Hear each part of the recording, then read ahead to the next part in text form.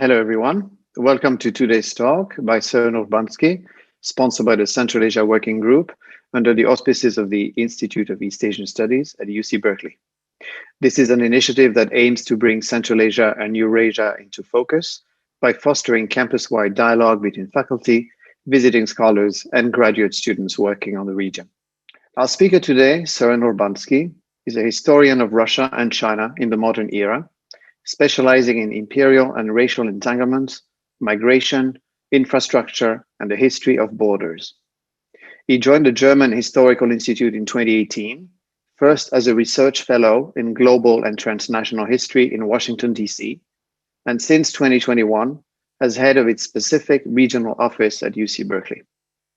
He currently also holds a visiting professorship at Central European University in Vienna. Sören has previously taught Chinese and Russian history at the universities of Munich and Freiburg, and he was a postdoctoral fellow at the University of Cambridge. He's the author of 2 books in German, as well as Beyond the Steppe Frontier, A History of the Sino-Russian Border, published with Princeton University Press last year, on which this talk is based. Sören is currently embarking on a new project that examines anti-Chinese sentiments in a global perspective. His talk today, entitled Beyond the Steppe Frontier, takes us to the border between Russia and China, a very unusual and fascinating border between 2 world powers. Sören, welcome. Well, thank you so much, Frank, for these kind words of introduction, and also thank you for being invited to speak at the Central Asian Working Group webinar series at UC Berkeley. To all the co-hosts, which I won't mention here in detail, but I'm very honored to be here. Well, in my book, Beyond the Steppe Frontier, I examine the formation of what was once the longest land border in the world. In addition to its vastness, the Sino-Russian border was special in many ways. It not only divided the 2 largest Eurasian empires, it was also the place where European and Asian civilizations met, where nomads and sedentary people mingled, where the imperial interests of Russia and later the Soviet Union clashed with those of Qing and Republican China and Japan, and where the world's 2 largest communist regimes held their friendship and staged their enmity. I study the remarkable formation and transformation of the Sino-Russian border with a regional focus on the rolling steppe of the Argun River region, near today's eastern Sino-Russian Mongolian border triangle. In the south of this roughly 70,000 square kilometers area is steppe land, and further north it becomes boreal taiga forest. Most importantly, this valley is bisected by the north-flowing Argun River, a tributary to the Amur-Heilongjiang, which, according to the 1689 Treaty of Nerchinsk, was to be the Sino-Russian border with Russia on its west bank and China on its east bank. It thereby constitutes the oldest border segment between the powers to survive subsequent territorial changes. Moreover, the area represents 2 very different sorts of borders. As a water body, the Argun was generally open. People easily navigated the river on boats to transport people, livestock, and goods. On a short right-of-way, however, the railroad town of Manjoli, housing customs inspectors, shopkeepers, traders, and migrant workers, represented a very different social fabric, and along with it, a new form of border. In the book, I follow Manjoli and its twin Zabaikalsk on the Russian side of the border from their humble beginnings as frontier settlements to their propaganda function as gateways into enemy territory following the Sino-Soviet split. The Argun Basin is particularly interesting not only because it has been inhabited by a vast array of different ethnic groups practicing nomadism and pastoralism and various urban forms of livelihood, but also because, unlike most inter-imperial borderlands that eventually transform into 2 recognized nation-states, the governmental entities on both sides of this border changed with dizzying regularity throughout the 20th century. What began as Qing-Romanov border became the Soviet Republic of China border, then the Soviet Manchukuo border, then the Soviet PRC border, which started out friendly but then turned hostile, and then by the end of the 20th century, the Argun Basin was finally divided between the PRC and the Russian Federation. Within just a few decades' time, during which these constant regime changes occurred, the Argun borderland changed from a territory with striking similarities to other porous borderlands on the margins of empires into a borderland with substantial analogies to tightly sealed borders between nation-states, although such comparisons always remain crude approximations. In the early 20th century, the Argun Basin shared some basic commonalities with frontiers across different types of imperial states, land empires, and overseas empires alike, where logistical difficulties presented formidable obstacles for the metropoles. Loyalties of frontier societies were unpredictable, and border crossing was a way of life. Beginning in the mid-20th century, the Argun Basin yielded a multitude of analogies with Cold War Europe, where state borders between the socialist and capitalist blocs became perimeters of military installations and ideological competition. In light of growing disconnections and escalating propaganda projections of the neighboring side and its people became increasingly one-dimensional and depersonalized. Before we discuss the details of the formation and transformation of this border during the next half hour or so, allow me to say a few words about the state of the art and the sources that I've consulted while writing this book. At the theoretical level, I'm engaging with the interdisciplinary literature on borderlands. Geographers have been mostly concerned with objective state boundaries and other limits recognized by international law and mapped out in geographic space. Anthropologists, on the other hand, have systematically investigated subjective, cultural, and symbolic boundaries. Their research is usually centered on local communities in order to examine the symbolic and material processes informing culture. Building on this scholarship, as well as on the pioneering historical works of Frederick Jackson Turner and Herbert Bolton, historians have begun to focus on the margins of nation-states and empires. More recent scholarship adopts cross-cultural perspectives, thereby pushing historiography away from the center-periphery interpretations of boundaries and towards developments in the borderlands. This trend can also be observed in scholarship on borderlands edging China and Russia. Comparative research on the history of imperial borderlands in Eurasia, however, so far merely existed in the form of historical surveys and lacks the interest in the local communities, which are at the core of my work. Let me also say a few words on the sources.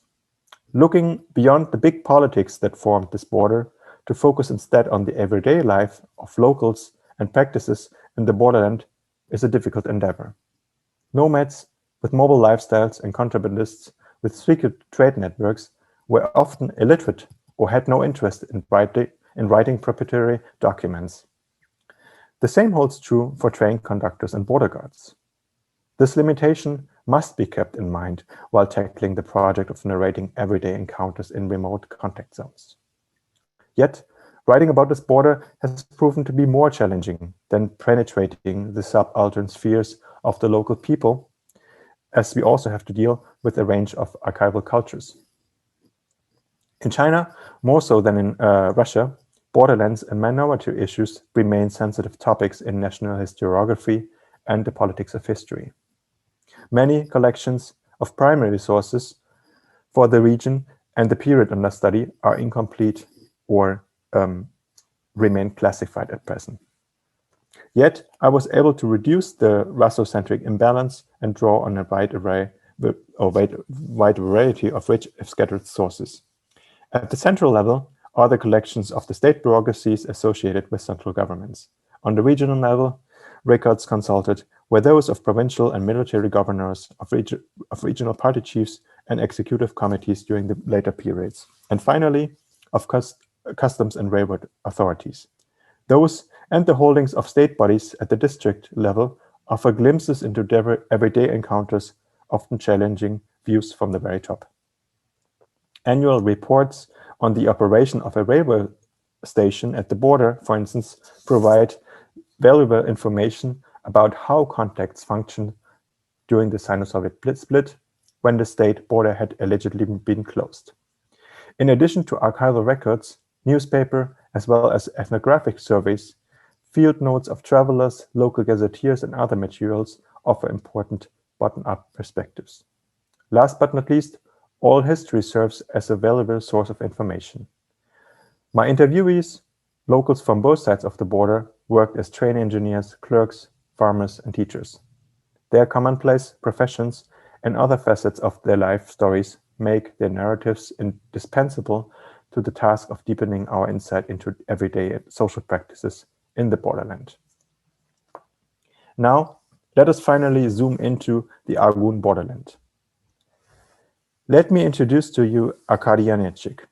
Arkady was from Borze, a small town less than 2 hours by train from the Chinese border. Secret police investigators raided Arkady's house on June 17th, 1931. Neither the then 46-year-old Arkady nor his wife or their children were at home. Instead, the officers encountered 4 Chinese men at the kitchen table. During the search of the house, inspectors found various gold articles, dresses, white silk, and plenty of tea. The inspectors accused Arkady of illicitly importing foreign fabrics and tea from the Chinese border city of Manjoli, destined for Russian consumers. It was also alleged that he would purchase gold items in the Soviet Union to sell illegally abroad. When the Borze citizen Van Lichen acted as prosecution witness. Lichen, a Chinese national married to a Russian woman, had recently observed how, quote, some Chinese took clothes stored at Arkady's house in Borze to transport them to a nearby mine, where they exchanged the fabrics for gold and silver. Arkady had many Chinese friends because he was no ordinary Soviet citizen. Born in 1885 in the region, he had worked from 1907 till 1928 with the Russian and Soviet customs at different places in various positions. His longest post was at the customs office in Manjoli, where he had served for 9 years. This was plenty of time to make friends with Chinese residents in town, as Arkady admitted. He spoke Chinese well and was acquainted with the Chinese culture. His job as duties inspector exposed him to Chinese people every day, bestowing upon him a strategic competence that he could use for the benefit of his illicit business. The case of Arkady reveals close contacts between Chinese and Russians. One could almost forget that in 1929, that is 1 year before the police raided Arkady's house, China and the Soviet Union were at war, with Manjoli as the main battlefield. The social fabric of the sleepy railroad town of Borze, about 70 miles off the border with China, reveals that around the year of 1930, the border had by no means hermetically sealed. Numerous Chinese nationals like Van Lichen still lived and worked in the Soviet border region. Russians likewise continued to live in the Chinese borderland.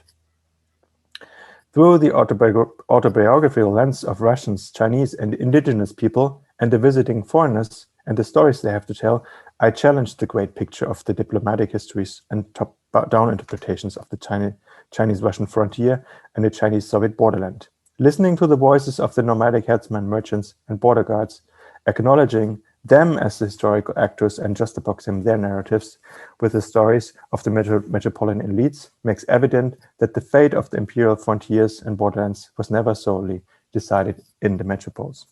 The networks, strategies, and social identities of these border people map complicated patterns that stretched across the border. Cossacks, for instance, sought self-determination, became outlaws, or emigrated.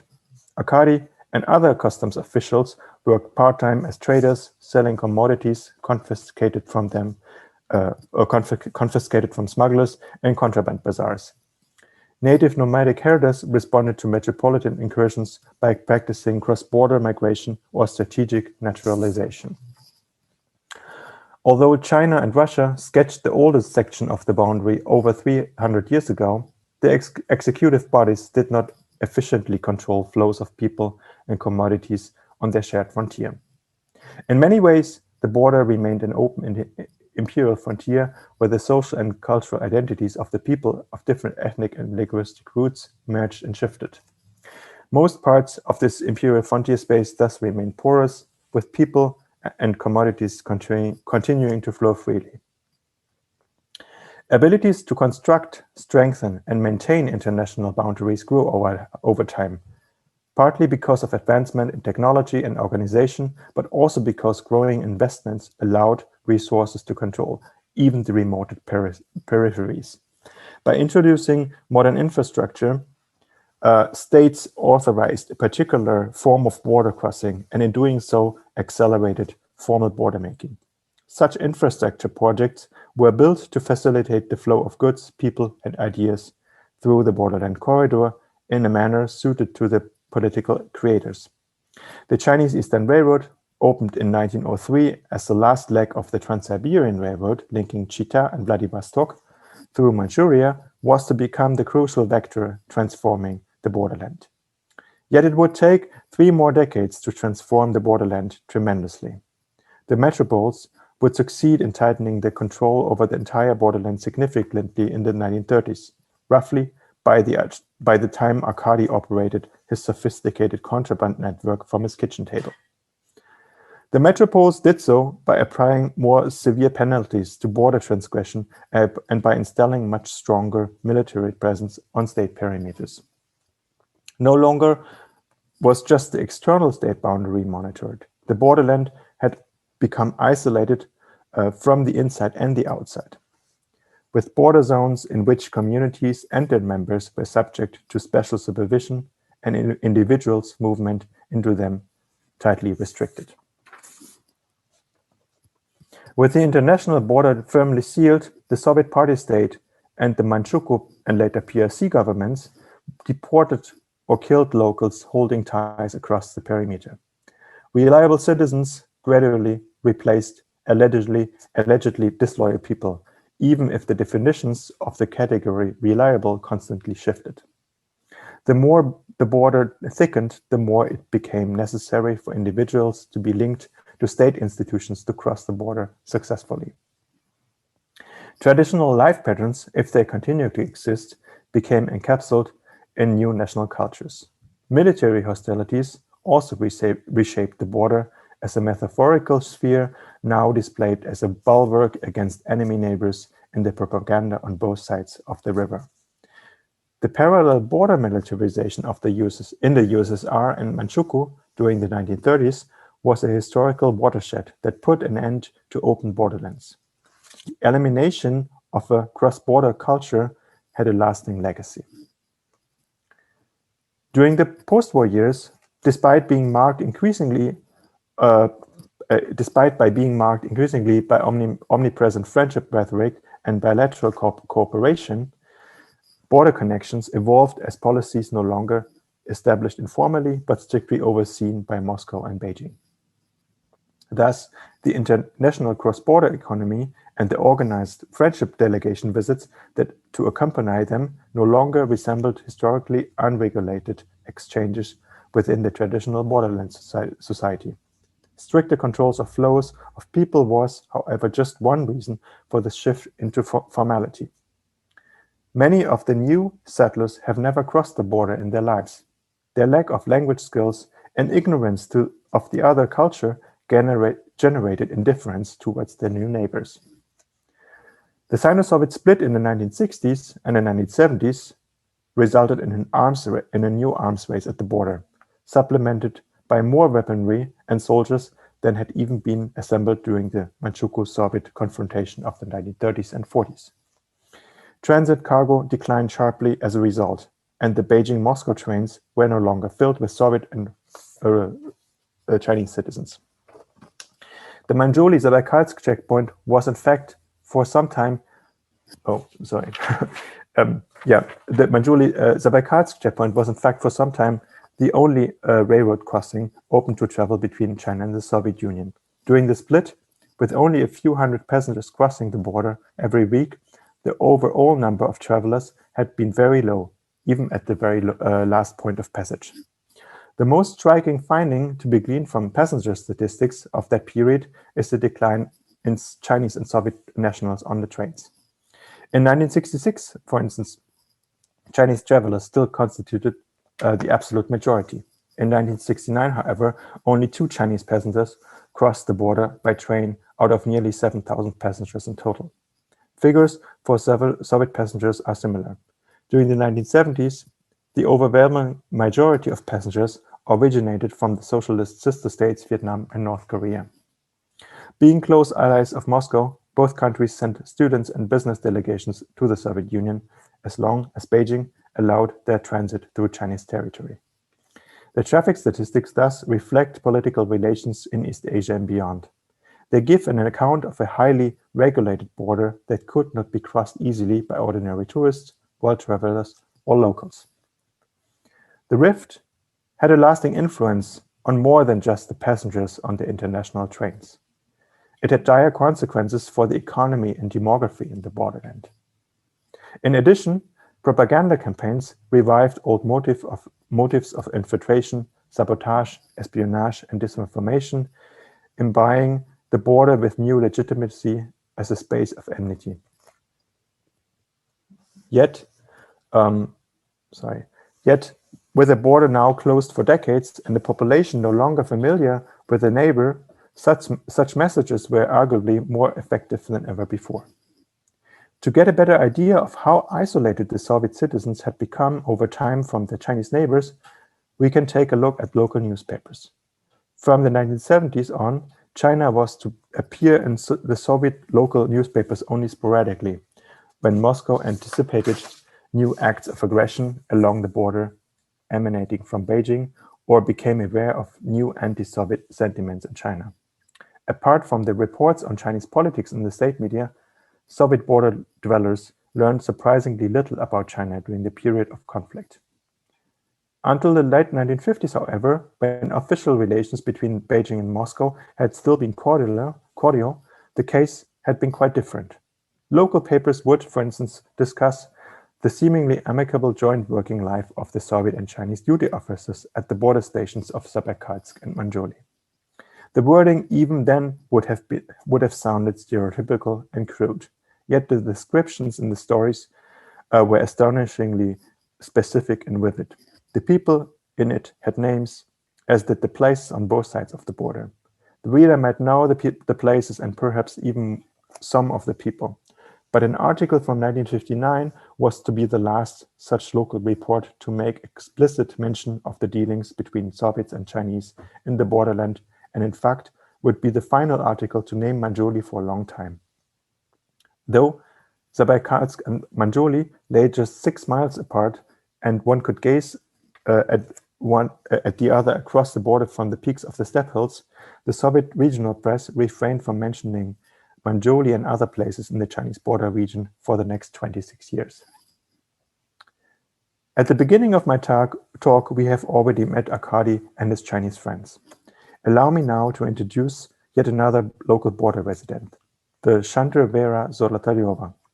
Vera was born in 1938 in Sverdlovsk region, near the Ural Mountains, thousands of miles away from the border with China. In 1955, right after her graduation from a railroad college in Chita, Vera arrived in Zabaykalsk to work at the station. Like most of the new residents, she was still an unmarried teenager. In contrast to the majority of her co-workers, Vera belonged to a limited circle of people allowed to travel to China on duty, even during the Sino-Soviet split. Vera cleared goods and passenger trains to Manjuli. Her passengers were tightly overseen and confined to her professional duties. Though she recalled having amiable workmates among the Chinese railroadmen, she never questioned the border regime imposed by the state. Recalling one such situation in January 1967, she testified, quote, "Of course, there were still a few contacts. I was friends with one of the Chinese colleagues, but for him it was quite dangerous to express such friendship because they mutually spied on each other during the Cultural Revolution," end of quote. Vera's encounters with her Chinese workmates stand in stark contrast to Arkady's closely knit cross-border networks. Also, the mobility of people like Vera marked a striking departure from the experience of earlier generations of borderland pioneers who could cross the border relatively freely, or at least still remembered those merry times when the border had not been an obstacle but an opportunity. The experience of Vera and her peers of the 1950s and 60s was different.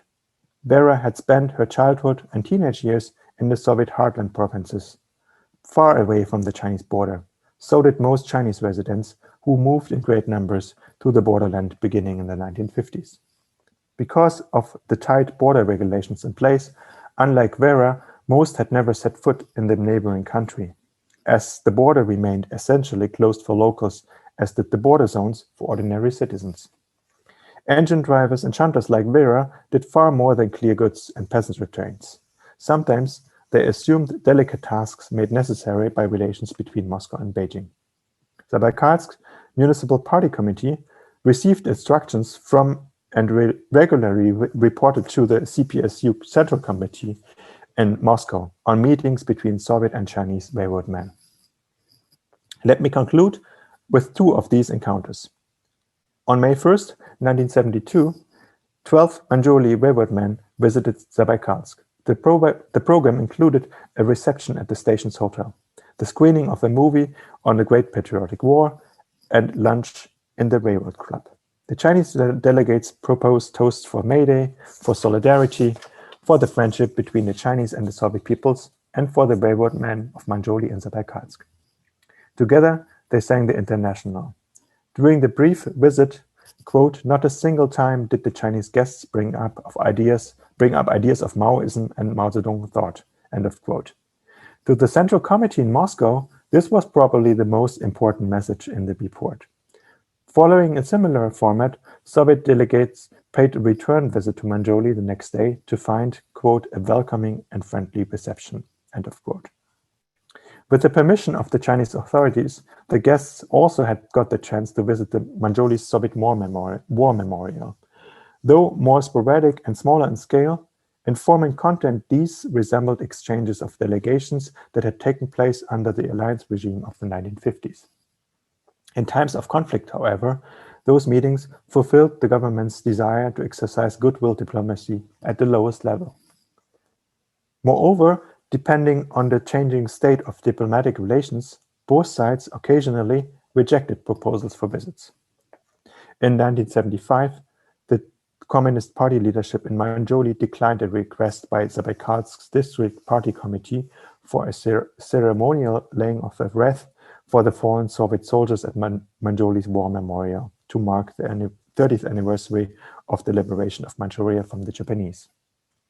The decision was made in consultation with the central government in Beijing.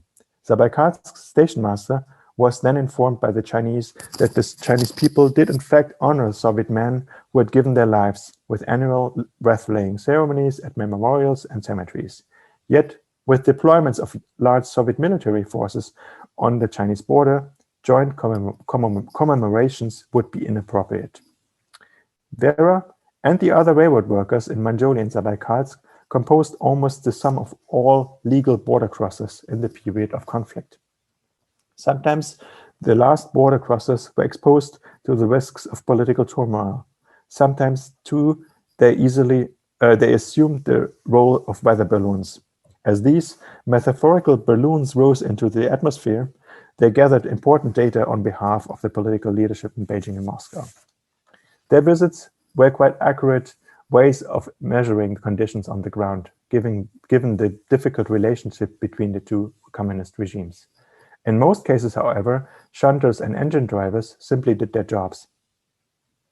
And in allowing them to do so, both governments acknowledged that the border would never be hermetically sealed. Beginning in the 1980s, the border between China and the Soviet Union gradually became permeable again, both through policies adopted by the central governments and local populations. A gradual rapprochement between Moscow and Beijing permitted cross-border contacts, at first formally, but soon afterwards informally. As a consequence of these changes, illicit border trade, cross-border migration, and many other transborder activities were reborn. Yet, although there now is evidence of numerous new Sino-Russian networks active in the present, the border has not fully withered away. It continues to exist as an economic, political, cultural, and symbolic line of division between China and Russia, with many barriers still visible on the ground and engraved in the minds of the borderlanders. Thank you so much for your attention. Thank you so much, Sören, for this really interesting presentation and for the book, which I've read with so much interest. As someone who also works on the region, I found so much, it was so rich and so detailed. While we have some questions coming in, I just wanted to ask you a bit more about the people who moved to the region in the 50s. I mean, because the border was closed, and then you have so many people coming from both the Chinese interior and the Russian interior. How did that change the border culture? Did it really, the border culture you discussed before the 1950s, is there still something left of that, or is it completely transformed now? I would say it's almost gone. I mean, there is some revival of old traditions, mostly among the ethnic minorities, like the Buryat people, the Mongol people, that also have cross-border connections, like the Nadam festival, for instance, which are sometimes even state-sponsored. But I would say beyond these networks, there's not much left from really the early cross-border relations that existed until the early 1930s, one could argue. And I mean, there's some revival of all kinds of traditions, like the Cossack culture in Russian Federation nowadays, but it's more like a thing that is kind of also supported by the central government and has not much to do with the culture that existed on the borderland until the October Revolution. Just to give you an example, for instance, the last Cossacks that existed on that border actually lived in China because they had emigrated from the Soviet Union to China and continued to live there next to the Argun River, but on the Manchukuo, or Chinese bank of the river.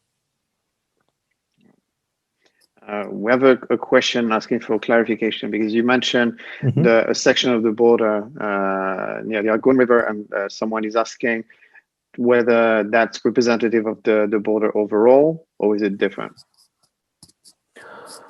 Well, I mean, the border is very long, so there's very many different sections. And I actually, when I started working on this, I thought for a very long time where my focus should be. And I mean, there's different approaches how you can frame a book. And one approach could be that you kind of focus on different sites that are relevant at different periods of time, so to speak. For instance, you could look at Damansky or Jambal Islands in the 1960s when the conflict between the Soviet Union and China escalated, and then shift the focus to Kyakhta on the now Mongolian-Russian border, but then Qing Russian border. But I thought it's actually interesting to just focus on one specific place and trace the transformation there. And obviously, there's also some disadvantages to this approach, as you are not always at the most relevant sections that could be studied. But I thought I think it is still representative in the sense that it gives you an idea how, in terms of demographics, economy, politics, and culture, actually this border changed over time. I mean, if you look at other sections of the border, you will have ethnic minorities that are now minorities being the majority in the first place, and then being replaced by ethnic Russians and Han Chinese mostly.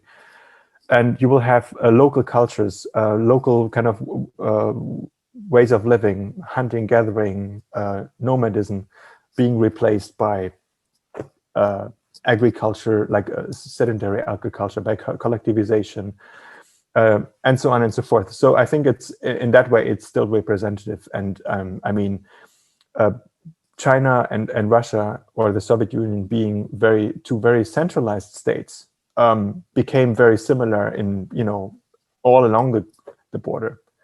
Of course, there's differences in topographic and climatic features that could and do play a role if you look at different border sections.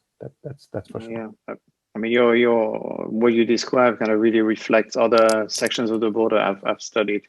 But yeah, of course, there's going to be a different ethnic makeup in terms of the substratum, beyond the Russians and the Chinese. That's going to be different. I mean, in your area, it's going to be more Mongols, and other parts going to be different ethnic groups. But I would have, I totally agree with you that the two countries being so top heavy and standardized for much of their history, this has created very homogeneous. So part of the question that was asked was also to what extent the Russia-China border differs from the Russian border with other parts of Eurasia. But of course, that was the Soviet Union before, so of course it was very different. Very different. I mean, it depends on what parts of Eurasia we are talking about. I mean, there's a very short border between the Soviet Union and North Korea. Korea was part of the Japanese Empire at the same time when Manchukuo was part of the Japanese Empire, although it was a different entity. And then you have the Japanese-Soviet border. They actually shared a land border on Sakhalin Island from 1905 till 1945. And then you have, but that's about it. I mean, then everything else is, at least until 1991, it's either the Russian Empire or the Chinese Empire. So with different geographic, topographic, climatic features, as I already discussed. But that I would even argue, although Mongolia became independent in 1911, because it became so. The first satellite state or the first Soviet satellite in the 1920s, it changed in so much as the border between Russia and China shifted from the former Mongolian-Russian border to the now Chinese-Mongolian border, right? So the border between, Mongolia was in a way a buffer state between those two, and then controlled by the Soviet Union until the collapse of the Soviet Union, when also the Soviet military was withdrawn as it was from Eastern Europe. We have a question about the hardening of the border in the 1930s. The person is asking whether that was driven by technological capacity and infrastructure, or whether it was really a political will. I mean, to what extent? Because it's such a long border, difficult to manage and control. So was the 1930s, in a way, kind of a reflection of the capacity of the two states to do that, or was it really kind of a political will that drove that? Yeah, that's also a great question. I would say both, but I think the political will is stronger in the sense that, or it plays a more important role. I mean, technical innovations were important. For instance, the Japanese would, and also the Soviets would use aerial, like observation by planes, and also technical installations like electric traps, electric fencing to control crossing of the border, and things like that. But it was really the political will, and the political will was the fear of a war, basically. I mean, and what the Soviet Union feared in the 1930s was a two-front war between the Soviet Union and Germany in the West, and then the Japan and the Soviet Union in the East. And so there was the military build-up started a little earlier in the 1920s, and then when there was this conflict between the Soviet Union and China about the control over the Chinese Eastern Railway in 1929, there was an army that was formed. But then once Japan began to occupy Manchuria or the Chinese Northeast in 1931, there was a significant build-up. We're talking about hundreds of thousands of soldiers on both sides. And it was basically a geostrategical reason for that. And the fear of an act of aggression and an occupation. And I mean, the Soviet Union or Russia had witnessed conflict with Japan before. Just think about the Russo-Japanese War, but also the Japanese intervention, or the Siberian intervention during the Russian Civil War in the late 1910s. And but what is also important, and in that way, the border is seen from a a Soviet perspective, not only focusing on this border, but Soviet borders in general, was the kind of the installation of those border zones. There were different zones, really like directly next to the border, like was like a no-go zone with a control strip, heavily guarded. But then there was this restricted border zone where people, only loyal people could live, where you needed like a passport to go there, or even like visitors had to apply for a passport to get into this zone. And while this regulation was actually invented for the western borders in the Soviet Union, it was really tested on the eastern borderlands with Japan in the 1930s. And what is also interesting is that in some ways the Japanese kind of authorities in Manchukuo mimicked these policies, in the sense that they also installed these border zones and replaced in some areas that were most sensitive, allegedly disloyal people with more loyal ones. And yeah, so there's many factors at play, but I think political will is and really this fear of a confrontation or of a military clash is the driving force behind this. I've got a follow-up question about these additional kind of border zones and different layers that still exist in Russia, but as far as I know, don't exist in China. In China, on the Chinese side, the border is much thinner. Was there a time that the situation was different? That China also had those additional zones of separations, like Russia has? You mean the border zones? Yes, I mean, there was in a way it was not a similar. It was not a total copy of the Soviet model, but there were also border regulations that were similar. And actually, until now, I mean, if you go from the Chinese side, you visit the borderland today, you also have to check in with the local authorities. Other than, let's say, in other places, you will have to register, and just that they know that you are there. So it's not that it's completely irrelevant, at least in the more remote areas. I'm not talking about places like Hege or Blagoveshchensk, where there's the spaces that are quite open, but more like rural areas. But even in Hege, Blagoveshchensk, I mean, Hege, you can go up to the river. In Blagoveshchensk, you can only in the city, but like just outside the city, you cannot. There's like zones that you still cannot access without a permit, even for Russians who don't live there. So, okay, that's interesting. Somebody's asking about the Blagoveshchensk massacre of 1900. I know it's not exactly the portion of the border you kind of research, so it's kind of a long question. I don't know whether you want to read it too. What I've found really interesting about this event is like not a lot of people in Russia seem to be aware of it. It was played down a lot. But I don't know whether in history, I mean, throughout the 20th century, whether that was the same thing. Was that? Do you want to talk a little bit about that event? Sure. I mean, that is again the politics of history. I mean, like it was not even at the time it occurred, it was not really widely discussed, or it was not named as what it was, which was a massacre. It was called an incident, an occurrence, and in Russian, I'm talking about the contemporary Russian press at the time. So it was not. It was framed in a very different, way. Not. There was no talk about slaughtering or like driving Chinese civilians into the river and having them. I mean, many drowned and like most died, and we're talking about a couple of thousand people here.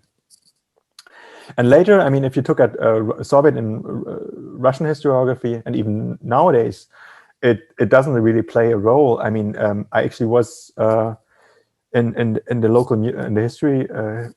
Local museum in Blagoveshchensk, and there's no real mention of that on that side. Whereas on the Chinese side, you obviously have this memorial Aigun or Aihui memorial hall where this is very, graphically commemorated. You have those wax figures.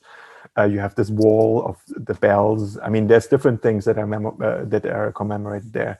I think the bells, I think it's 1,858 bells that mentioned a reference to the 1858 Treaty of Aigun, where this territory was ceded to Russia. But then you also have a panorama display of the massacre. But interestingly enough, it's this museum, as some others as well, are inaccessible for Russians. When I visited, they thought I'm a Russian and I had to show my passport, and only then I could enter. So it's same here. So it's same thing for me. Yeah. So it's so it's played down by the Chinese. I mean, not for Chinese public, but in order to generate this sense of friendship, I guess, between the two countries. They don't want to bring that up. Speaking of friendship, we have somebody asking, what do you mean by friendship when you talk about the relations between the smugglers and the locals, or the Soviet railway worker and her Chinese colleagues? In one case, the relationship seems to have been male-male, in another male-female. Did your files use the term druzhba? So I guess what you found in the archive, did they mention the word druzhba? What did they mean by it, and what do you mean by it? So can you define a bit the term friendship? That's an excellent question. And in the press, I mean, in the Soviet newspapers, obviously the term druzhba would be used as the official slogan, Sovetsko-Kitaizskaya druzhba, Soviet Chinese friendship, as there were many other friendships with communist states and societies, friendship societies. But even like by people like the Vera that I interviewed, she would say, "Мы дружили." We were friends with these people. I don't know how substantial this friendship was, but I mean, and she doesn't have any contacts with that person anymore. She also doesn't know what happened to that person. But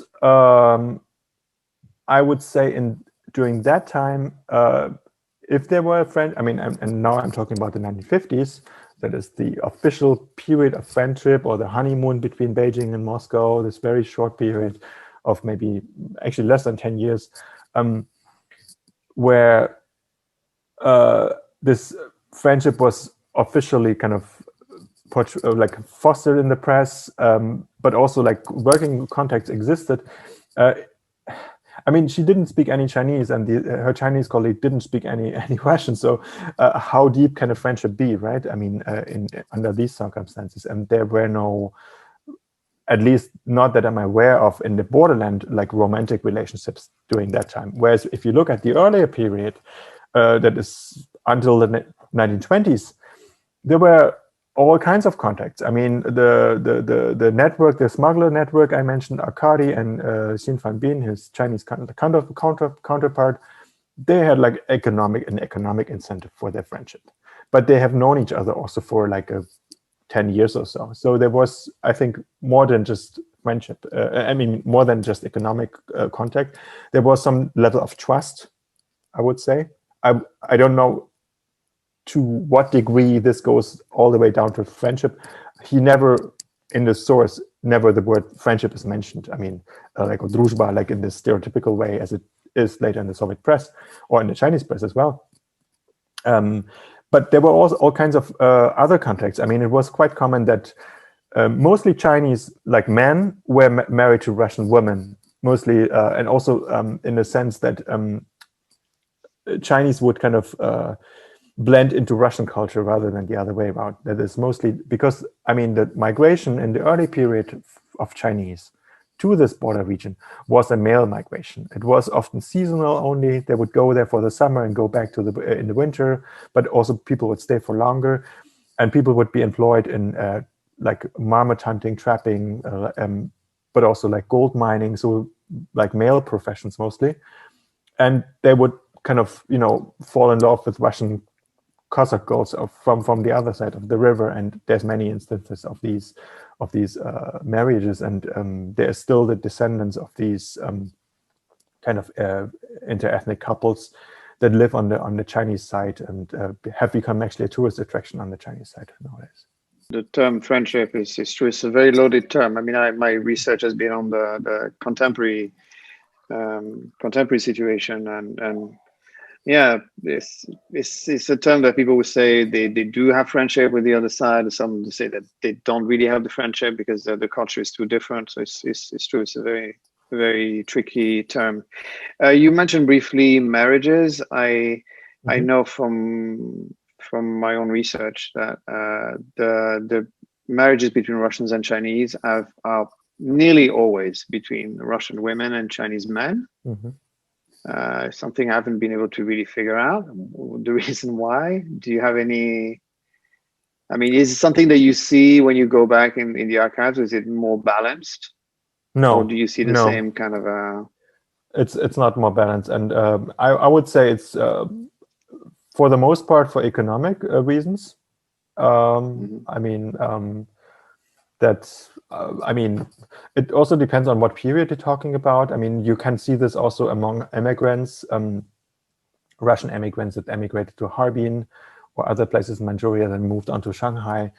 You would also mostly have Russian women marrying Chinese men. So not only directly in the borderland, but further inland, so to speak. And at present day, I would say it's similar, and I would say again, it's for economic purposes, or not purposes, but economic reasons. That, I mean, you have a very, at least among, I mean, it's hard to speak of that, but among the majority of the Russian population today, you have a still very classical role model. You know that although having gone through socialism and in the sense of both men and women working.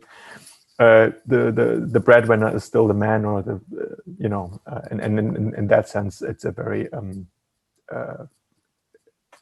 Chinese being economically better off often, and also Chinese kind of like if you look at migration patterns and maybe excluding students, it's simply more men moving from China to Russia than women. You also have women as you know, in all kinds of professions, but I would say it's predominantly men moving to Russia.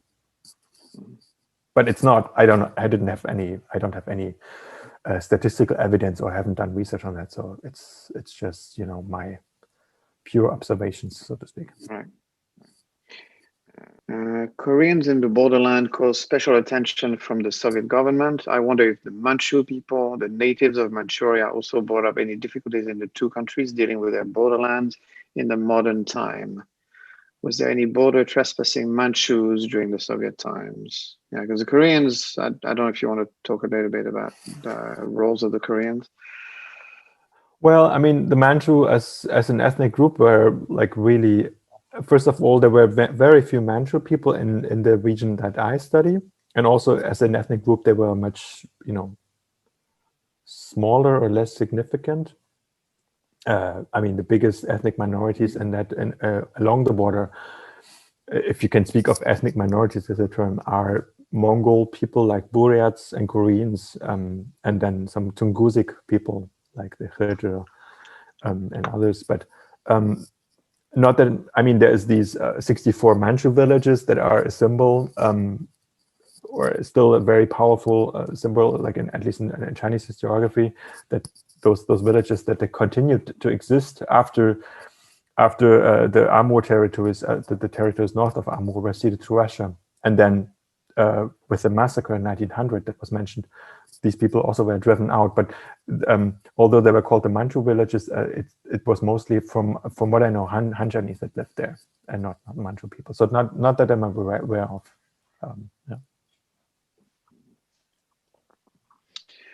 Somebody's asking in which way border dwellers themselves constructed a border alongside the geopolitical forces from the outside.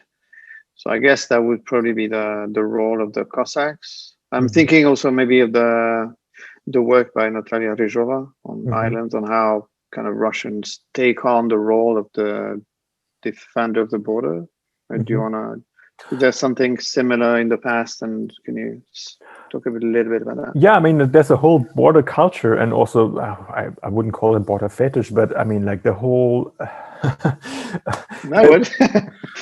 Okay, I mean, like it's not uncommon to when you go drinking with people to drink about like that we are the last fortpost, the final outpost of Russian civilization, so to speak.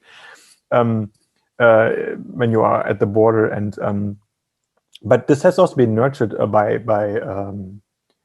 not only by, I mean, you mentioned the Cossacks that were specifically established there as a people, you know, kind of doing what is it called? I mean,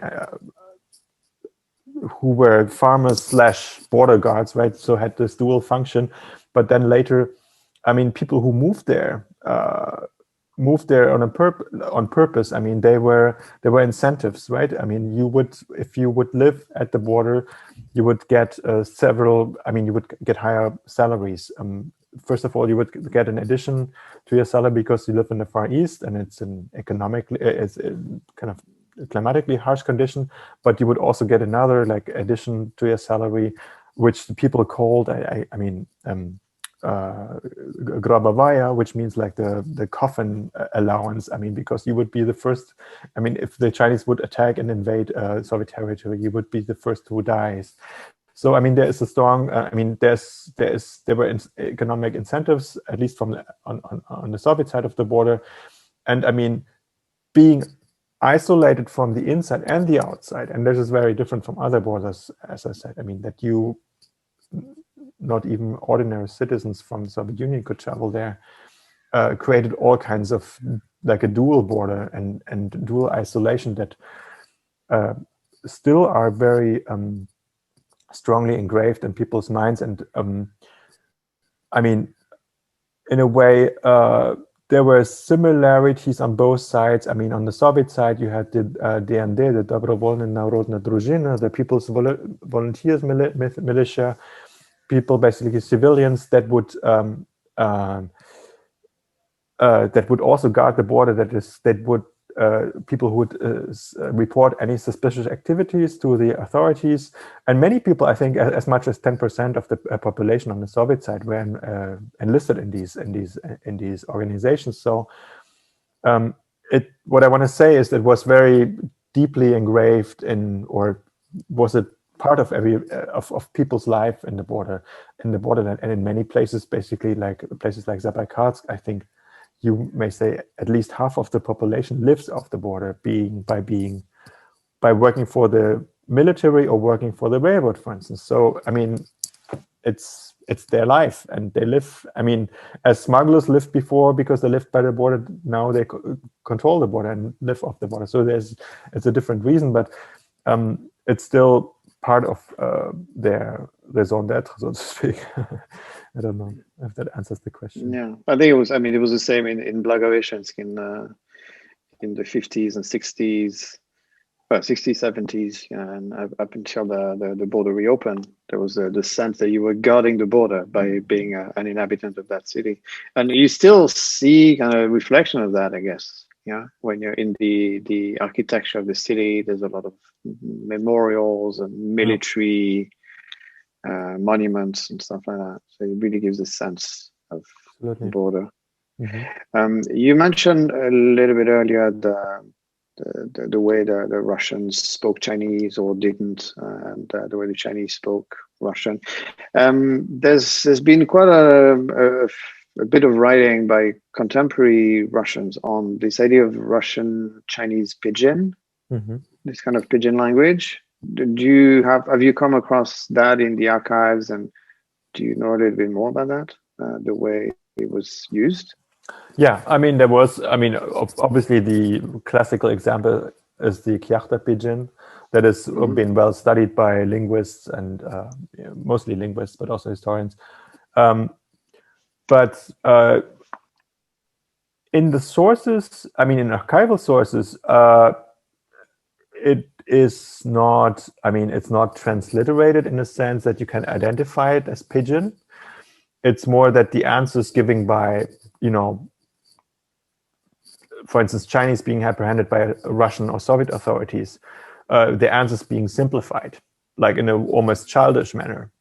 Whereas in the press, and now I'm talking about the pre-revolutionary Russian press, you would have these pidgin phrases. Whenever a Chinese gets quoted in an article of a Russian newspaper, it's an infantilization of the Chinese. And I don't know whether they really spoke that way or whether they were just mocking, the journalist was mocking the Chinese. So it's hard to tell. But I would guess that, I mean, nowadays you also have some form of pidgin. If you look at economic relations, especially those that existed in the 1990s and early 2000s and still continued to exist to some degree, that Russians would go across the border, go shopping, these easy, simple conversations between Russian customers and Chinese salespeople. And I'm sure there were similar forms of pidgin in earlier periods, although it's hard to trace them in any written sources. Because you speak of kind of simplified Russian, and that's also what I've encountered. Rather than a pidgin, you'd think as some kind of hybrid language. It seems to be just very simple, non-grammatical Russian. Yes, that Chinese use, and then when Russians use it, I feel there's an element of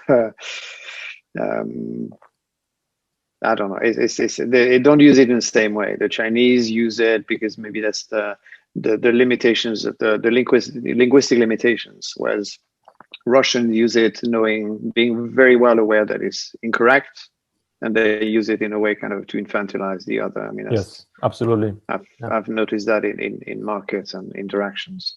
Yeah. So I don't know whether it was the same before. Yeah. Mm-hmm. Okay. Somebody asked on the indigenous and nomadic peoples of the borderlands, their attachment to the land, in ways that were not particularly bordered. Like you mentioned the Mongols who have tried to reestablish this cross-border communities, but that would be in the contemporary period. I don't know whether you can speak to that through the archives, the way maybe they were unable to connect, or I don't know. So I mean, if I get the answer, the question, I mean, nomads obviously also had notions of borders, but they were very different from what we nowadays perceive as state borders, or what nation states or would see as their outer limits. For instance, for the region, I look at those borders between different leagues, like were more important, for instance, than the state borders, and you would often have people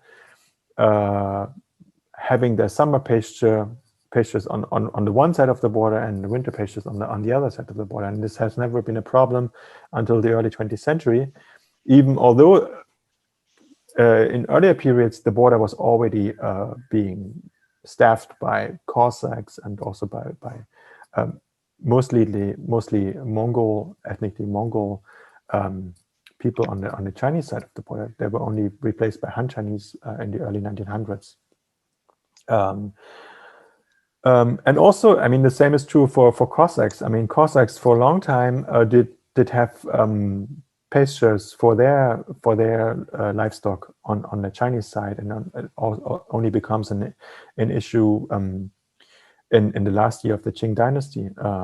So what I want to say is that for a long time, these different concepts didn't kind of conflict with each other, and only when really the states try to kind of establish these borders in an economic and also, mostly in an economic sense, it became a problem. But still, people were able to migrate, and especially the nomadic population until the early 1930s would kind of change their place of residence, because also policies changed. I mean, for instance, the warlord regime on the Manchurian, on the Chinese side, would start taxing those people very heavily. So they would actually go to the People's Republic of Mongolia that was already then in place. But then when things turned more difficult there, they would go back to China. And Buryats from the Russian side, they would first go to the People's Republic of Mongolia and then go to China. So you have these shifts, and also, I mean, really you have a huge exodus of all kinds of rural people from the Soviet side to the Chinese side in starting in 1929 and then until the early 1930s, when collectivization occurred in the Soviet Union. And with collectivization, the whole livestock was seized by the government. So, and it shows you how open the border was, that people could still cross the border with thousands of cattle. I mean, like, we're talking not somebody crossing on his horse, but actually maybe crossing on a horseback, but bringing with him like 500 sheep and maybe being shot at, but still being able to cross the border. Yeah. So it was still quite open. I don't know whether this answers the question to us both, but yeah, I mean, there are a few questions about the minority groups. So whether this is still going on, whether there's pressure from Russia to China now, like, because maybe for economic reasons. I don't know personally about that. I don't know whether you do, but I know that when the border became harder, it became difficult for people to cross. Then it also split families. Right. So in the 1990s, people tried to meet their relatives, but then found that they had been socialized very differently. And then they were there. On one side, you had a very strong imprint of Russian culture. On the other side, Chinese culture. And then, so it means that all the language very often has become people code switch between Mongolian and Russian, or Mongolian and Chinese, and that obviously kind of it's basically they're placed very differently now. It's just it's unlike before, they were sort of in between the two states. Now they are really kind of citizens of one. Yes. Yeah. I mean, honestly, and seen as such by the other side. Yeah, I haven't done research on that, since this is related to the contemporary period, but I could definitely see that. I mean, there was some kind of reunification of families, and it's also talked about in the press. I mean, the perestroika years were quite open already in terms of reporting on these family reunifications, and also I interviewed people, but they have those contacts, but it's not very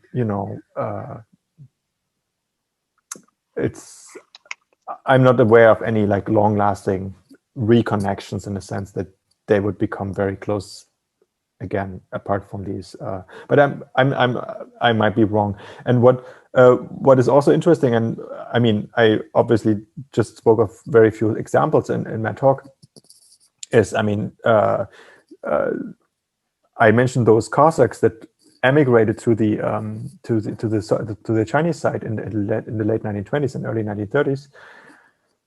These became a political issue in the 50s and 60s. I mean, many, when they had those who didn't have Chinese citizenship or were like mixed blood and got Soviet citizenship, they were actually able to cross the border back again to Russia. They were repatriated. You have these repatriations even in the 1970s, where you would think that China and Soviet Union don't talk to each other, but there's actually quite a significant shift, like movement of people again across, and people being disappointed. I mean, I interviewed like now an old man who crossed as a young man this border with his entire family, and he was still able for quite long to retain a relative significant like farm on the Chinese side. And then but during the Cultural Revolution, these people kind of came under pressure, and also some were killed. So they, I mean, but economically, he had fared much better on the Chinese side, even under communism, for at least for the first years.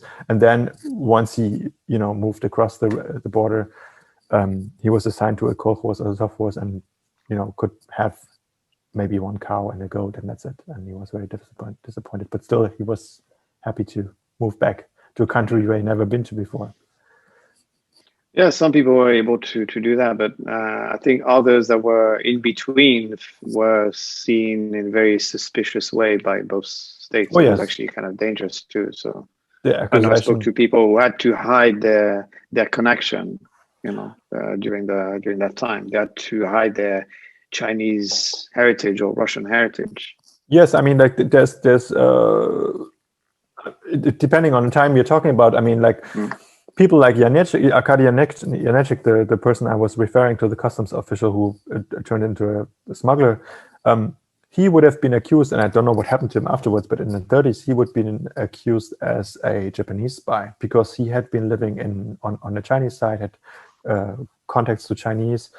And since this was then Manchukuo, that was a very common accusation and would lead to either a gulag or worse, so to speak. And then when we talk about the 60s and the Cultural Revolution, Russians or mixed blood people living on the Chinese side that actually mostly spoke Russian would not speak Russian in public anymore, and they would be, although they'd never been to the Soviet Union, would be accused as Soviet spies. So really, depending on the time and the region or the circumstances, we looking at. You mentioned these people briefly during your talk, and some people have become kind of internet famous now because they look Russian but they speak fluent Chinese. Did you get the chance to actually talk to any of these people when you were in China? Like people, and was that useful for your research? Were they able to give you valuable information about their own histories?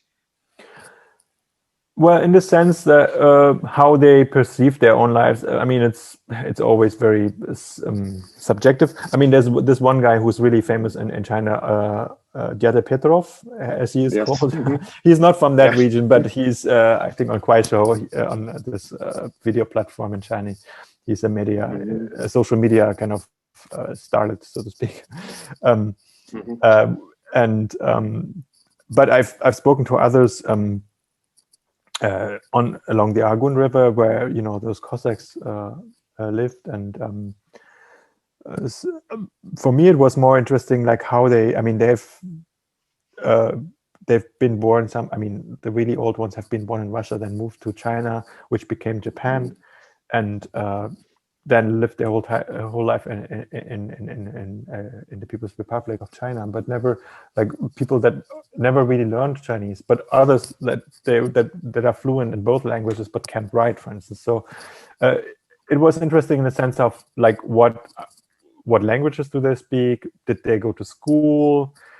What happened to their relatives? These kind of, you could ask these kinds of questions, but beyond that, it's not a major source. It was not a major source for me. Right. Yeah. Let me see if there's any more. There's quite a few questions still. We won't be able to get to all of them. Yeah, I mean, just to add just one more thing to what we were saying just now. I mean, when I was in Blagoveschensk and Kheikha, at first you feel like everybody's either Russian or Chinese, but then you start talking to people and you realize there's this additional layer that people, they have maybe one grandfather that was, Chinese, that you would not necessarily see from their features. And then also I met some Tatars in Kheikha. First I assumed they were Chinese, but then actually they were Tatar and they spoke Russian. And so there's these kind of layers that's really interesting too, that really is not apparent when you first travel there. Yeah. I think maybe we can stop here because you've been talking for a while and answering a lot of questions. So we'll send you the questions anyway after the talk. So if you want to reach out to people, you can do that. I'm going to thank you again for this really interesting talk. And I've learned a lot, even though I'm also working on the same region. I've learned a lot of things I didn't know. So thanks. Well, thank you for having me, and thank you for the great questions from the audience. Yeah, thank you. Thank you so much. And we hope to see you again. All right. Bye. Bye-bye. Bye.